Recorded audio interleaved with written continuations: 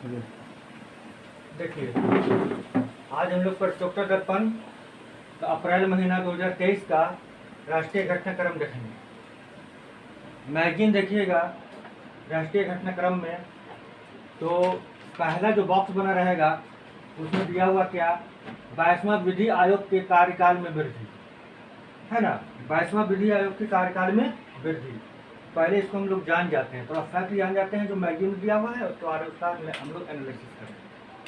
तो 22वां विधि आयोग का कार्यकाल में वृद्धि,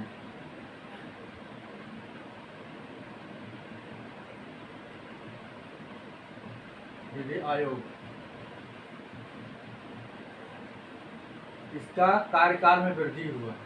तो कार्यकाल में वृद्धि हुआ तो पहले इसका स्थापना कब हुआ था, मतलब इसको गठन कब किया गया था। तो अधिसूचना जारी हुआ था इसका, लिख लीजिए, मतलब 22वां विधि आयोग बनाने का अधिसूचना जारी हुआ 21 फरवरी 2020 को, ठीक है। विधि आयोग हमेशा 3 साल के लिए होता है, यानी इसका कार्यकाल कितना समय के लिए था, इसका कार्यकाल यहां से लेकर कितना कार्यकाल था, 20 फरवरी 2023 तक इसको होने का, ठीक है, 3 साल। लेकिन हुआ यूं कि 2022 तक इसका जो अध्यक्ष है ना, विधि आयोग का अध्यक्ष का नियुक्ति भी नहीं हो पाया था, इनका सदस्य का भी नियुक्ति नहीं हो पाया था। तो इनका नियुक्ति कब हुआ है, नवंबर। सदस्यों का नियुक्ति हुआ है, लेट हो गया, बहुत लेट हो गया सदस्यों का नियुक्ति करने में। सदस्यों का नियुक्ति कब हुआ है, तो नवंबर 2022 को हुआ। कोविड वगैरह का कारण, बहुत सा रीजन था, जिस कारण नहीं हो पाया। तो अब सोचिए, नवंबर 2022 में सदस्य आए ही और दिसंबर, जनवरी, फरवरी में रिटायर ही कर जाएंगे, 3 साल का रहता है, पॉसिबल नहीं था। इसलिए इसका कार्यकाल में वृद्धि किया गया, वही बोल रहा है, इसका कार्यकाल में वृद्धि किया गया। जो कार्यकाल 20 फरवरी 2023 को खत्म हो रहा था, अब ये बढ़ के हो गया है, आपका चल जाएगा, 1 मिनट, इसका चल जाएगा, डेट बढ़ा के कर दिया गया है 31 अगस्त 2024 तक, है ना, डेट बढ़ा के कर दिया गया है ना, मतलब कार्यकाल में वृद्धि हुआ है।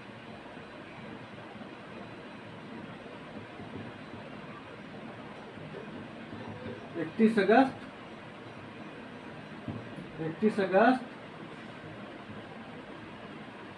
2024, है ना।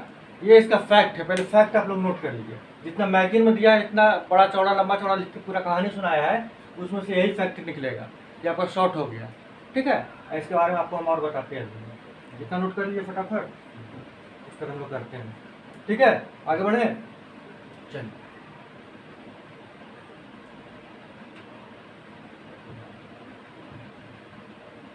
कुछ जानकारी ले लीजिए इसके बारे में। विधि आयोग होता क्या है,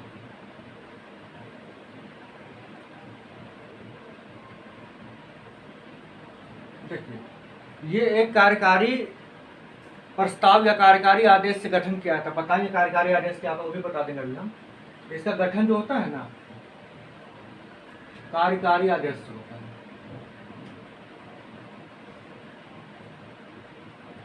यानी कि ये न तो संवैधानिक आयोग है, नहीं सांविधिक है ना। ये कार्यकारी आदेश जिसका गठन किया था, अभी बता देंगे सांविधिक क्या होता है, संवैधानिक आता है, वो भी अंतर बता देंगे हम। कार्यकारी आदेश, ये कार्यकारी आदेश का गठन किया गया है, ठीक है। इसका अभी जो अध्यक्ष है ऋतुराज अवस्थी, अध्यक्ष, ये सब पूछ देगा एग्जाम में, वन लाइनर एग्जाम में। अध्यक्ष इसका है अभी 22वां का बात कर रहे हैं, अभी 22वां विधि आयोग का।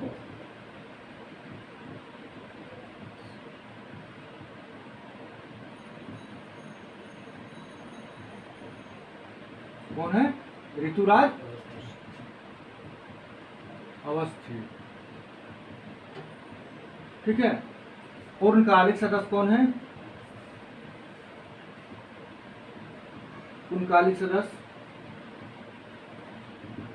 बताइए, हम तो पढ़ चुके हैं। पूर्णकालिक सदस्य कौन थे, शंकर आनंद किए थे ना हम, केटी शंकरन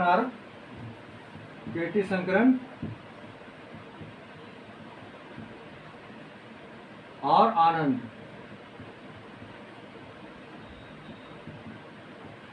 ठीक है। और अंशकालिक सदस्य कौन है? ये पूर्णकालिक हो गए। अंशकालिक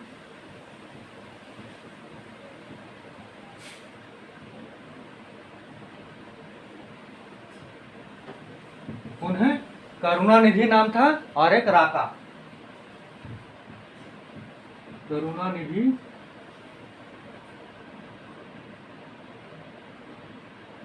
एवं राका। क्लियर? इतना फैक्ट पूछ सकता है एग्जाम में, कम से कम ये तो पक्का पूछेगा।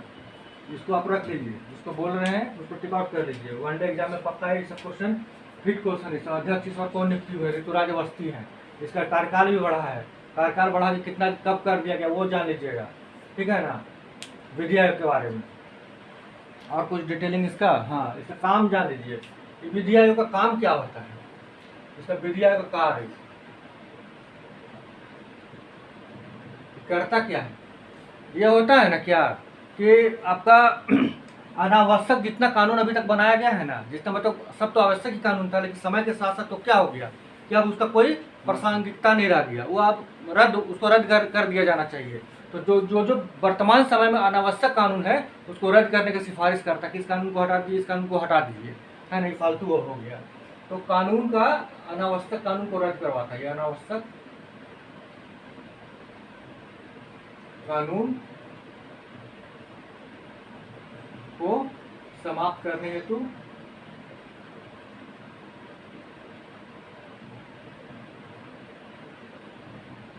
सिफारिश करता है,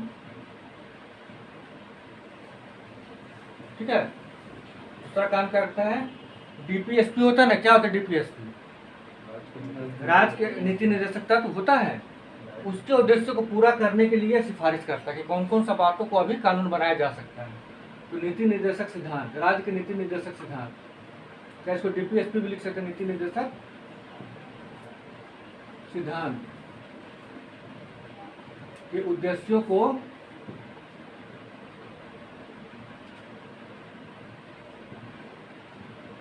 पूरा करने के लिए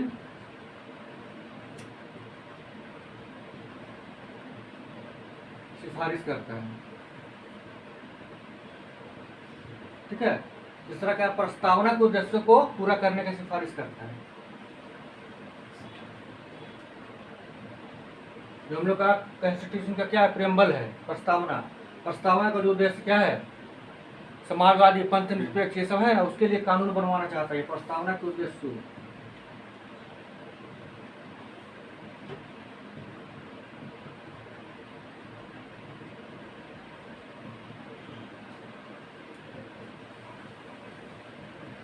कानून का सिफारिश करता है। सिफारिश करेगा कानून तो गवर्नमेंट ही बनाएगा ना,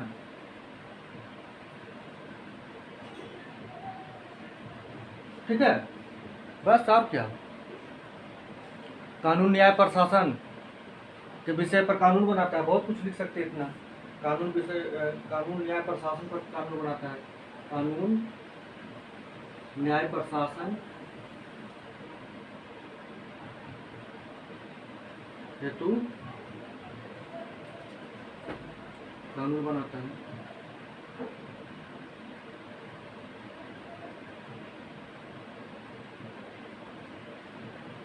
सिफारिश करता है। ये इसका कार्य है, इसका विधि आयोग का कार्य है ये, ठीक है ना। पहला विधि आयोग का अध्यक्ष कौन थे? शीतलवाड़ थे, ये भी लिख लीजिए। पहला विधि आयोग का सदस्य कौन थे, ये अध्यक्ष कौन थे? शीतलवाड़। ये सब क्वेश्चन वन लाइनर में पूछ देता। पहला विधि आयोग का अध्यक्ष कौन थे? शीतलवाड़ थे, है ना। अभी कौन है? तो ऋतुराज अवस्थी है। सबसे पहला कौन थे? तो शीतलवाड़ थे। देख लीजिए, पहला शीतलवाड़ थे, पहला शीतलवाड़। और अंग्रेज भारत के समय तो मैकाले का हिसाब किताब था, छोड़ दीजिए, फिर अब उतना नहीं जाएंगे हम, ठीक है। इसको नोट कर लीजिए, फिर आपको बता देते कि ये जो कार्यकारी कहाँ गया, गठन कार्यकारी आदेश से होता है। ये होता क्या, ये समझा दे आपको, पहले इतना फैक्ट नोट कर लिया, ठीक है।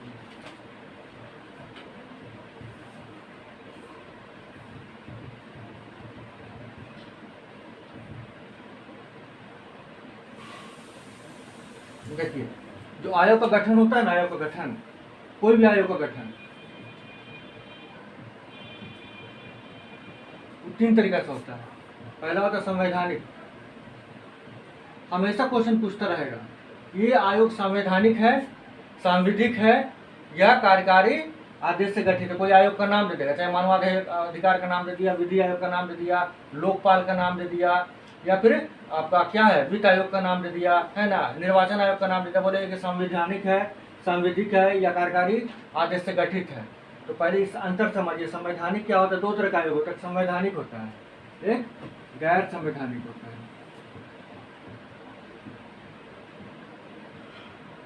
एक असंवैधानिक होता है, लेकिन वो गैर कानूनी इसको कहते हैं, लिख लीजिए असंवैधानिक। असंवैधानिक गैर संवैधानिक मानकर होता है असंवैधानिक, ठीक है। तो संवैधानिक हुआ हम लोग का संविधान का जो बुक है ना, मोटा सा उस बुक में जिस आयोग का नाम लिखा गया, प्रिंट किया गया है, एकदम दिमाग में बैठा लीजिए, वो सब मोटा सा बुक है संविधान का। उस बुक का जब पन्ना पलटिएगा ना, तो जिस आयोग का नाम उसमें प्रिंट किया गया है, लिखा हुआ है, उसको बनाने की जरूरत नहीं है, मतलब ऑलरेडी उसमें लिखा हुआ है, तो संविधान में ही लिखा गया उस आयोग का नाम, इसलिए वो संवैधानिक आयोग है।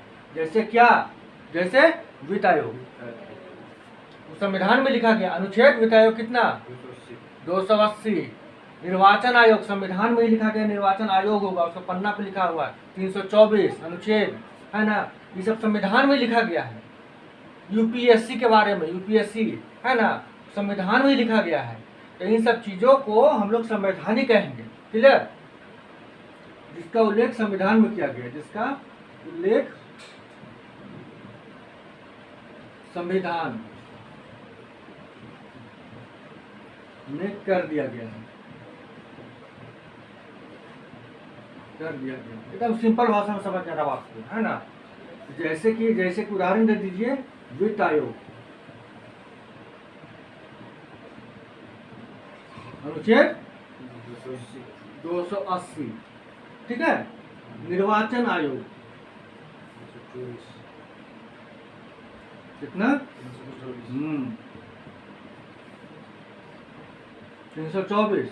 फिर आप देख लीजिए यूपीएससी भी है, ठीक है ना, यूपीएससी वगैरह भी है, तो उसका उल्लेख कर सकते, समझाने के लिए बता रहे हैं, सिर्फ और भी बहुत सारा है, समझ जाइए सर, है ना। इस सब का उल्लेख क्या है, संविधान में ही कर दिया, संविधान का पन्ना पर ही लिखा गया है। अनुच्छेद देख रहे हैं, अनुच्छेद में दे दिया है, तब लिखा हुआ है पन्ना पर। गैर संवैधानिक क्या होता है, तो देखिए गैर संवैधानिक होता है ना, गैर संवैधानिक में दो तरह का होता है, ये दो तरह का होता है। एक को कहते हैं वैधानिक, सांविधिक कहते हैं, सांविधिक, या इसी को बहुत जगह वैधानिक लिखा रहेगा, वैधानिक, है ना। दूसरा क्या होता है, कार्यकारी आदेश, जो कि हम विधि आयोग के बारे में बताए थे, कार्यकारी आदेश, आदेश से गठित। देखिए मान लीजिए संसद बहुत सारा कानून बनाता है, तो कानून के लिए कुछ कुछ ऑर्गेनाइजेशन भी बनाना पड़ेगा, सब कुछ तो संविधान में नहीं लिखा रहेगा। बहुत सारा कुछ नया नया कानून बनाया, उस कानून को पूरा करने के लिए आयोग बनाया, है ना। उस जो आयोग संसद के द्वारा बनाया जाए, संसद के द्वारा बनाया जाए, मतलब बनाया जा रहा संसद के द्वारा, संविधान में लिखा हुआ नहीं था। संसद उस कानून को बनाने के लिए खुद अपना नियम बनाया है, तो संसद के द्वारा बनाया जाए, संसद के द्वारा। जैसे क्या, जैसे उदाहरण में क्या हो जाएगा, राष्ट्रीय मानवाधिकार आयोग, इसका उल्लेख संविधान में नहीं है, लेकिन मानव के हितों का रक्षा के लिए मानवाधिकार आयोग का गठन कर दिया गया संसद के द्वारा। राष्ट्रीय मानवाधिकार आयोग। महिला आयोग, महिला आयोग होता है ना, राष्ट्रीय महिला आयोग, राष्ट्रीय राजकीय दोनों, महिला आयोग, तो ये सब संविधान में नहीं है, ये सब संसद बना दिया है महिला आयोग, ताकि महिलाओं का अधिकार एवं सुरक्षा सुनिश्चित हो सके।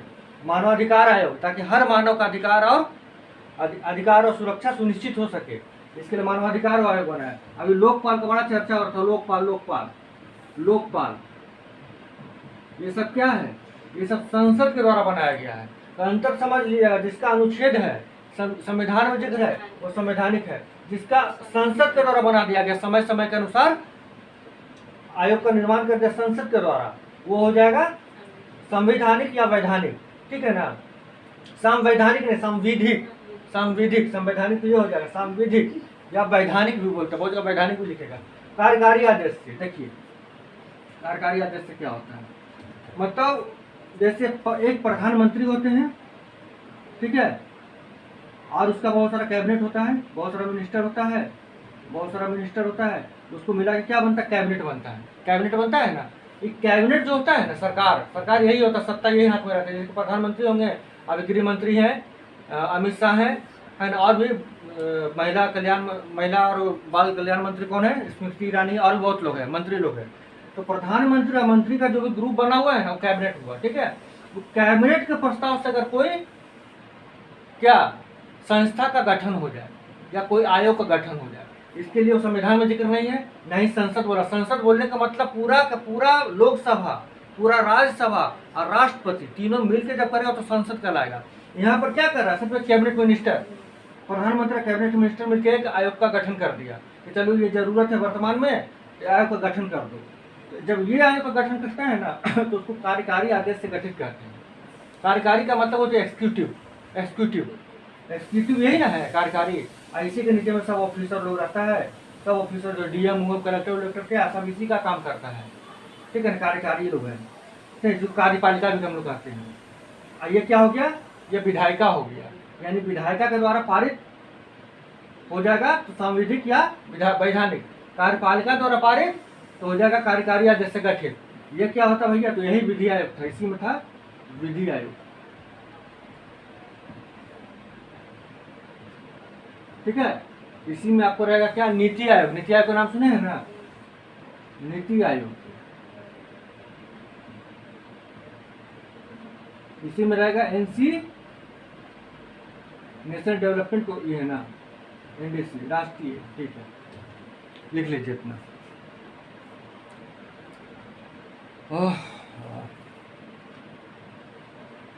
ठीक है, क्लियर हो गया ना। ये वो समय जो लिखे थे हम, ये कार्यकारी आदेश से गठित विधि आयोग, इसी का मतलब समझा दिया हम। इसमें इसको समझाने के लिए हमको इतना समझाना पड़ा, क्लियर। चलिए आगे हम लोग बढ़ते हैं।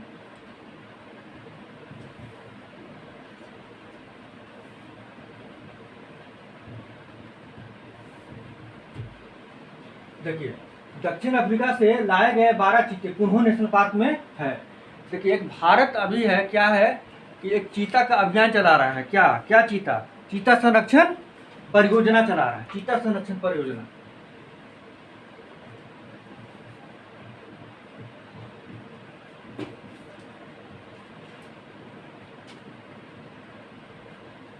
है ना, चीता संरक्षण परियोजना चला रहा है कौन, भारत सरकार, ठीक है ना। तो ये आपका देखिए हुआ कि चीता जो है ना, चीता प्रजाति, ये भारत में विलुप्त घोषित कर दिया गया, ये विलुप्त प्रजाति है, प्रजाति घोषित कर दिया गया है, ठीक है। कब घोषित किया गया है, तो 1992 में, 1952।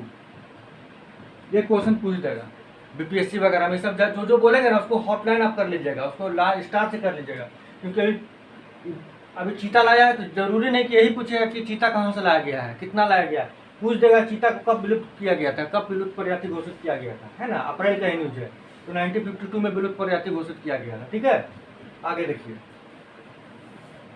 तो इसको चीता को फिर से जंगल में लाने के लिए, भारत के जंगल में लाने के लिए, अभी याद है पिछले बार नामीबिया से 8 चीता लाया गया था। कहाँ से लाया गया था, 8 चीता नामीबिया से, 8 चीता मंगाया गया, है ना। कब मंगाया गया था, 17 सितंबर 2022 को ना, मोदी जी का जन्मदिन था, ठीक है ना। मोदी जी का जन्मदिन था, उसी दिन लाया गया था 8 चीता। 8 चीता लगभग मर गया, कि 7 को मर गया मोटा मोटी, कुन्हो में रखा गया था। इसको कहाँ रखा गया था, कुन्हो नेशनल पार्क, नेशनल पार्क। ये कहाँ है पता है ना, एमपी में है, पूछ देगा, ये सब याद रखिएगा। अभी सब मेन क्वेश्चन है बना हुआ है। ये कुन्हो नेशनल पार्क कहाँ है, एमपी में, क्योंकि अभी चीता वाला न्यूज आया है, इसीलिए कुन्हो नेशनल पार्क एमपी में है। क्योंकि जो घटना घटा है पक्का वही घटना नहीं पूछेगा, उसके आसपास वाला घटना ही पूछ सकता है। तो कुन्नू नेशनल पार्क एमपी में है, ठीक है। 8 चीता मंगवाया गया था, फिर से मंगवाया गया है अभी। कहाँ से? दक्षिण अफ्रीका से। दक्षिण अफ्रीका से एक संधि किया गया, दक्षिण अफ्रीका से एक समझौता किया गया, दक्षिण अफ्रीका से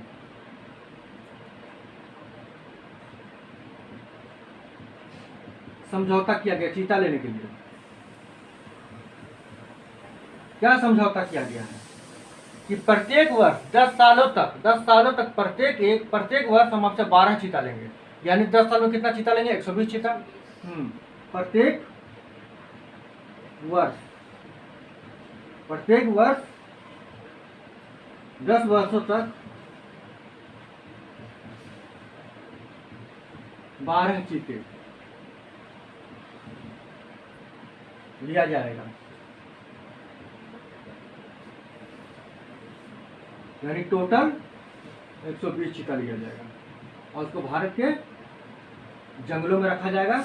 अभी जो 12 चीता लाया गया ना दक्षिण अफ्रीका से, उसको भी कुन्नू नेशनल पार्क में रखा गया है। तो दक्षिण अफ्रीका से लाया है का जो चीता है उसको कहाँ रखा गया है? कुन्नू में रखा गया है, कुन्नू नेशनल पार्क में ही रखा गया है। क्लियर? अब विलुप्त कब घोषित किया गया था? 1952 में घोषित किया गया था। ठीक है, ठीक है। अब हमको एक बात बताइए, ये तो खैर क्लियर हो गया, जो आपका फैक्ट था वो अपना हो गया, जो फैक्ट नहीं दिया गया वो भी फैक्ट हम नोट करवा दिए। ठीक है, एक चीज हमको बताइए, उसको हटा देते हैं। नामीबिया कहाँ है?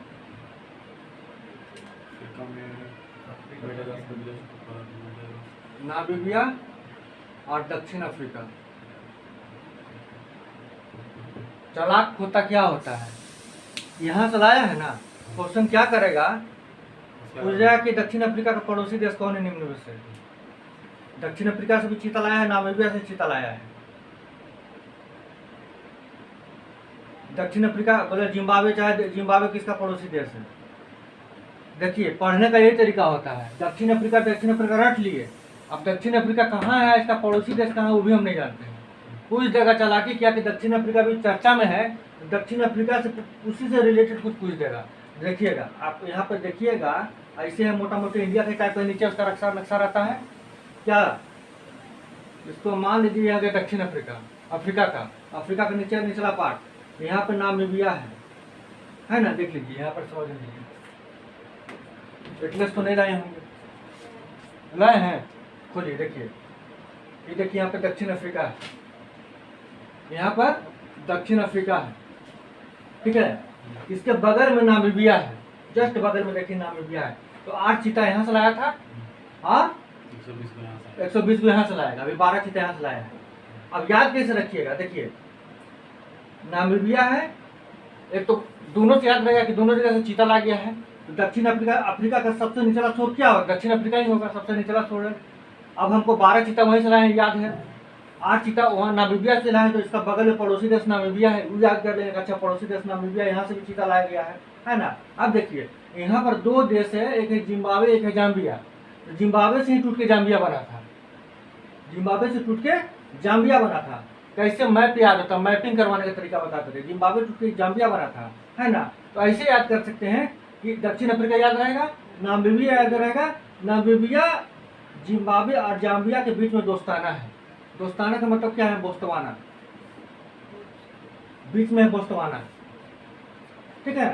तो दक्षिण अफ्रीका याद रहेगा, उसके बगल में आपको नामीबिया याद रहेगा, 8 चीता से, है ना। और यहाँ पे देखिएगा जिम्बाब्वे है, जिम्बाब्वे और जाम्बिया, है ना, के बीच में है दोस्ताना। अगर अंगोला भी कर ली तो कोई दिक्कत नहीं, जिम्बाब्वे, जाम्बिया और अंगोला के बीच में है दोस्ताना।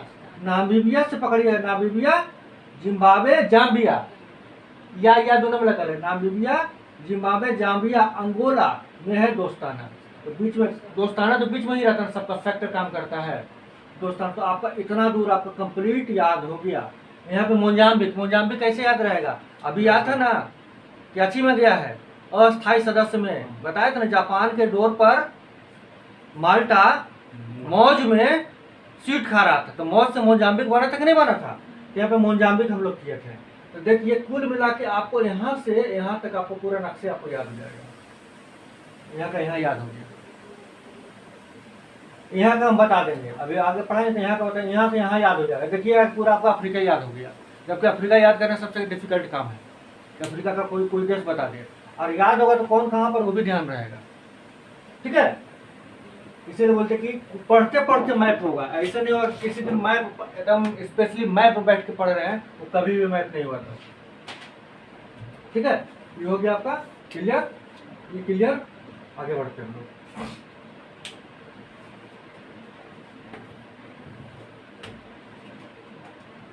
CSL कोच्चि में 2 युद्ध पोतों मालवान और मांगरोल का निर्माण प्रारंभ हुआ है। CSL का हो जाएगा, देखिए 2 जगह होता है CSL का मीनिंग, जो प्रतियोगिता दर्पण में लिखा है इसका कंसोलिडेटेड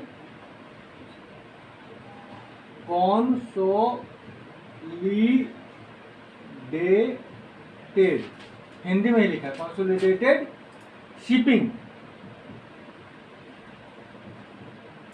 शिपिंग लिमिटेड,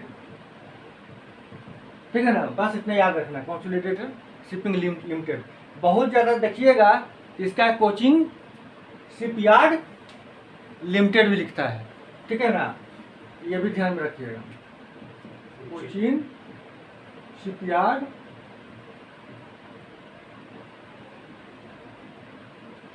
क्लियर। देखिए क्या किया गया है कि 2 युद्धपोत है। युद्धपोत मतलब पानी का जहाज जो लड़ने का काम करता है, युद्ध करने का काम करता है। एक तो पानी का जहाज यात्रा करने के लिए काम करता है, सामान ढोने का काम करता है। पानी का जहाज कंप्लीटली युद्ध करने के लिए करता है, जो अपना समुद्री सीमा का रक्षा करता है। भारत का जो समुद्री सीमा है उसका पूरा रक्षा करता है। तो 2 युद्धपोत बना रहा है, 2 युद्धपोत बना रहा है।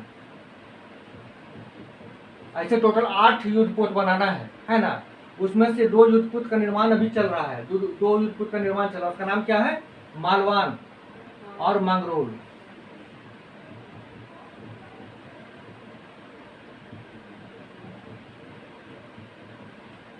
ठीक है, ये किस परियोजना के तहत चल रहा है? तो परियोजना का नाम है ASW, है ना, शैलो वाटर क्राफ्ट। ठीक है, एंटी सबमरीन वारफेयर लिख लीजिए, एंटी सबमरीन, सबमरीन मतलब समझते हैं, मरीन मतलब समुद्र होता है ना। Water, anti submarine water, shallow water नहीं, सॉरी, वारफेयर, फिर shallow water, W for water, C for क्या? सेलक्राफ्ट। ठीक है, शैलो वाटर का मतलब क्या? शैलो मतलब छिछला होता है, तटीय के पास मतलब कि तट के पास क्या होता है? पानी छिछला होता है। एकदम बीच समुद्र में जाएंगे तो क्या होता है? डीप हो जाएगा। तो हमको तट के पास सुरक्षा करवाना। अपना जो इंडिया का जो तट है ना, ऐसे है ना, यहीं पर हम जहाज चलवाएंगे, यहाँ पर जहाज चलवाएंगे और अपना तट का रक्षा करेंगे। तो रक्षा यहाँ पर तो शैलो वाटर नहीं रहता, शैलो मतलब छिछला पानी रहता है तट के पास।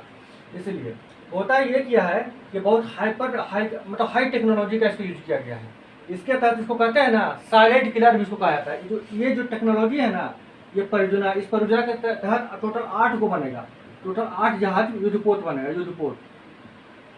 टोटल 8 युद्धपोत बनेगा, जिसमें से 2 का काम चालू हो गया। ठीक है ना। ये करता क्या है? इसको साइलेंट किलर भी कहा जाता है, ये भी जान, इसको साइलेंट किलर कहा जाता है, साइलेंट किलर।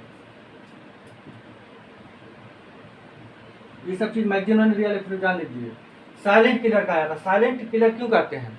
कि इसका जो टेक्नोलॉजी इतना ज़्यादा, इसका मतलब हाई टेक्नोलॉजी है ना, कि दूसरा दुश्मन देश इसको पकड़ ही नहीं पाएगा कि कब आया, कहाँ से आया। इसका आवाज़ ही नहीं इसमें होता है। पानी के अंदर जब चलता है ये पानी का, तो आवाज़ ही नहीं पकड़ पाता रडार, और अचानक दुश्मन का सामने पहुँच जाएगा और जाकर उड़ा देगा उसको। जैसे मान लो मेरा पानी का जहाज जा रहा है, इधर जा रहा है, ये आवाज़ कर रहा है, तो दुश्मन यहाँ पर है तो पहले नहीं इसको मिसाइल चला देगा, पकड़ लेगा, आ रहा है। लेकिन इस साइलेंटली अगर जा रहा है, इसमें ऐसा टेक्नोलॉजी है कि अचानक यहाँ पर पहुँच गया, अचानक उड़ा दिया। इसीलिए इसको साइलेंट किलर कहा गया है। बहुत ज़्यादा इसमें टेक्नोलॉजी लगा हुआ। 8 ऐसा बनाएगा। ठीक है ना। तो यही ASW, इसको देख लीजिए, हाँ इसको नोट कर लीजिए। पूछ देगा किस टेक्नोलॉजी के तहत बनाया जा रहा है, किस परियोजना के तहत बनाया जा रहा है, तो आराम से इसको आप लोग कर लीजिएगा। ठीक है, ये काम करेगा क्या, तटों का रक्षा करेगा, तटों का रक्षा करेगा, मेन तो इसका काम यही तटों का रक्षा करेगा। चलिए आगे बढ़ते हैं हम लोग।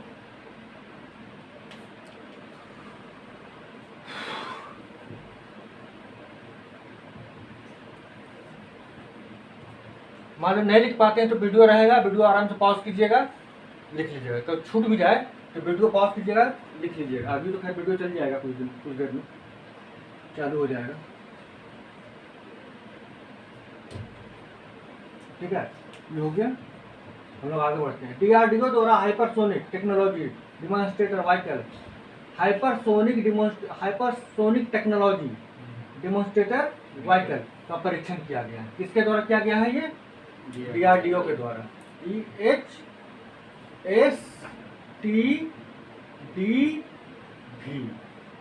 ठीक है ना। ये क्या है, ये होता क्या है, ये मानव रहित स्क्रैम जेट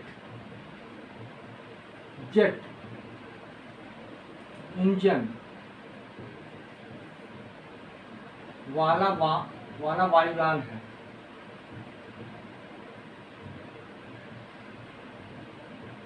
ठीक है, नोट कर लीजिए।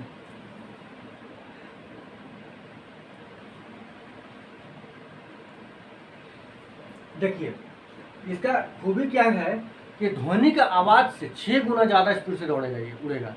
मतलब जैसे हम यहाँ पे ठोके तुरंत पहुंचा आपके पास, इसका भी स्पीड से पहुंचने का स्पीड से भी 6 गुना अधिक स्पीड। समझिए कितना स्पीड होगा उसका, है ना। तो ध्वनि के स्पीड से 6 गुना अधिक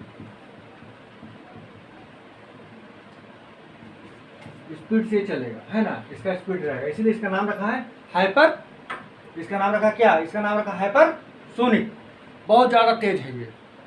ठीक है, समझो कोई दुश्मन का यान आ रहा है, वायुयान आ रहा है, जो कुछ भी आ रहा है, पलक झपकते उड़ा देगा।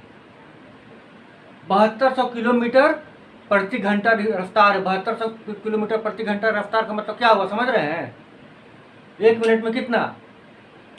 7200 बटा 60 कीजिए। 1 घंटा का 60 मिनट होता है ना भाई, कटा 6 का 6, 6 दूनी 12, 120 हुआ। हाँ, ये हुआ कितना? 1 मिनट। 1 मिनट में सेकंड में कितना होगा समझ लीजिए, उसको कर लीजिएगा। 60 से फिर भाग लगाइएगा और क्या कीजिएगा, समझ लीजिए। 60 से भाग लगाइएगा, फिर से इसको 2 बार हो जाएगा। यानी 1 सेकंड में 2 किलोमीटर, मतलब 1 सेकंड ऐसे घड़ी का काटा हुआ 2 किलोमीटर निकल गया वो। यानी कि आधा सेकंड में 1 किलोमीटर, मतलब कि घड़ी का काटा 1 सेकंड से यहाँ तक जब भी नहीं पहुंचा, 1 सेकंड का यहीं तक पहुंचा है, वो 1 किलोमीटर निकल गया। समझिए, मतलब पलक झपकता होता ना, पलक झपकना, उसी में हम लोग पलक झपकते हैं कि 2 किलोमीटर निकल गया। समझे बात को? यह हाइपरसोनिक स्पीड होता है, जान लीजिए।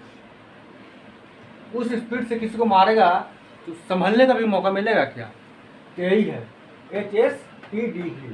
तो स्क्रैम जेट इंजन क्या होता है ये भी जान लीजिए आप लोग। स्क्रैम जेट इंजन क्या होता है? स्क्रैम जेट पूछ देगा कहीं, स्क्रैम जेट इंजन, इसमें स्क्रैम जेट इंजन लगा रहेगा। इसका कारण क्या है? जो देखिए कोई भी इंजन में क्या होता है, ईंधन जाता है, ईंधन जलता है, ईंधन जलेगा तो इंजन चलने लगता है, चलने से फिर यान स्पीड पकड़ लेता है। जैसे हम लोग गाड़ी चलाते हैं, मोटरसाइकिल चलाते हैं, बाइक चलाते हैं, तो जैसे स्केलेटर ज़्यादा करते हैं तेजी से गाड़ी भागता है, स्केलेटर कम करते हैं धीरे हो जाता है। स्केलेटर तेज करते तो गाड़ी तेज काहे भागता है? पेट्रोल जल्दी जल्दी जल्दी जल्दी इंजन में जाने लगता है, वो जल्दी जल्दी जलने लगता है। जितना जल्दी जल्दी जलेगा स्पीड उतना बढ़ जाएगा उसका, स्केलेटर तेज करने से, है ना। यानी ईंधन जितना तेजी से जलेगा स्पीड उतना तेज होगा। तो इसमें होता है ना, सुपरसोनिक गति से ईंधन जलता है, मतलब पलक झपकते ईंधन जल रहा है, जिसके कारण उसका स्पीड हाइपर है। मतलब सुपरसोनिक गति से, सुपरसोनिक मतलब ध्वनि के अभी स्पीड से ज्यादा सुपरसोनिक गति से ईंधन जलता है। और जितना तेजी से इंजन जलेगा उतना ज़्यादा स्पीड होगा, जितना ज़्यादा स्केलेटर लेंगे उतना ज़्यादा स्पीड में गाड़ी चलेगा। यही है स्क्रैमजेट इंजन के बारे में भी आप जान गए। चलिए आगे बढ़ते हैं।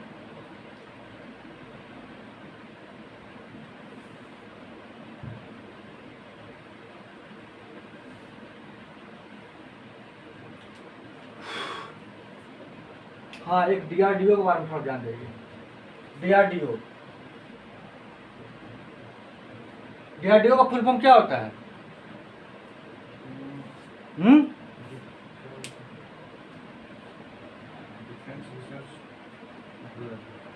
क्या होता है?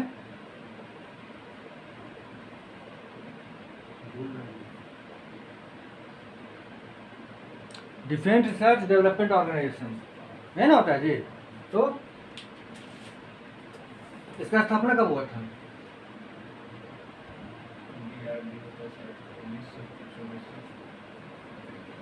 कब हुआ था? 1958 में हुआ था। ये भी मोटा मोटी याद रखिएगा। अभी इसका कौन अध्यक्ष है? सतीश समीर कामत। समीर कामत है। और इसरो का सोमनाथ है, ये सोमनाथ। ठीक है ना, ये कम से कम इतना डाटा याद रख लीजिए, हो सकता है कि ऑनलाइन में पूछ दे। ठीक है, जो पढ़ रहे हैं हम लोग डिटेलिंग करते जाएंगे ताकि हम लोग का नॉलेज भी बढ़ता जाए। तो डीआरडीओ का स्थापना हुआ था 1958 में। अध्यक्ष अभी अभी वर्तमान में अध्यक्ष हैं समीर कामत। चलिए ये हो गया, आगे बढ़ते। इसरो के सबसे छोटे व्यावसायिक उपग्रह प्रक्षेपण यानी एसएसएलवी 3 उपग्रह का सफल प्रक्षेपण किया है। एसएसएलवी क्या होता है? Small satellite launch vehicle. Small satellite launch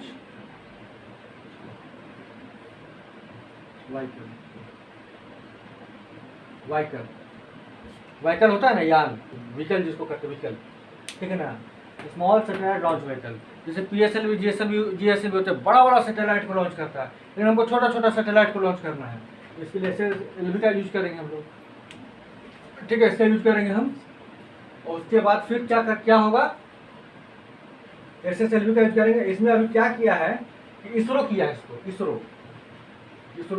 ISRO ही लॉन्च करता है। तो इसरो की अभी 3 सैटेलाइट को लॉन्च किया, छोटा छोटा। किसका किया है? तो पहला तो किया गया है कि पहला सैटेलाइट लॉन्च किया, सैटेलाइट EOS, अर्थ ऑब्जर्वेटरी सैटेलाइट 07, इसको लॉन्च किया है। एक स्पेस किड्स का किया, स्पेस किड्स किया, आज़ादी। और दूसरा क्या है? अमेरिका की जिबूती है, जानूस है, सॉरी जिबूती नहीं, जानूस। ठीक है ना, यही किया है, जानूस। ठीक है, जानूस। आज़ादी सैट 2 पूरा नाम इसका। क्लियर? ये अर्थ ऑब्जर्वेटरी सैटेलाइट है, ये 07, ये 3 को लॉन्च किया गया है। ये छोटा छोटा सैटेलाइट को लॉन्च करता है। ऐसे इसरो को पैसा कमाता है, विदेशी मुद्रा कमाता है। अब अमेरिका का लॉन्च कर दिया ये, तो अमेरिका तो इसको बदले में डॉलर दिया होगा। इसरो ऐसा भी काम करता है। ठीक है, इसरो के बारे में थोड़ा जान जाते हैं हम लोग।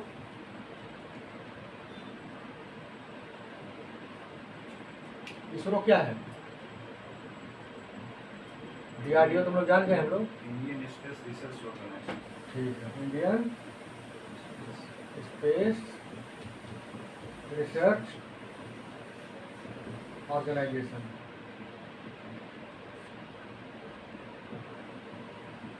Indian Space Research Organisation. ठीक है, इसका स्थापना कब हुआ था? 1969, गांधी जी का जन्म का 100 साल के बाद। ठीक है ना, 1969। पहला कौन किए थे? विक्रम साराभाई के लिए उल्लेखनीय है ना। अभी इसका अध्यक्ष कौन है? एस सोमनाथ। वनडे एग्जाम के लिए यही सब पूछता है, ठीक है ना। ये भी जानेंगे हम लोग, ठीक है। तो आज के लिए इतना ही।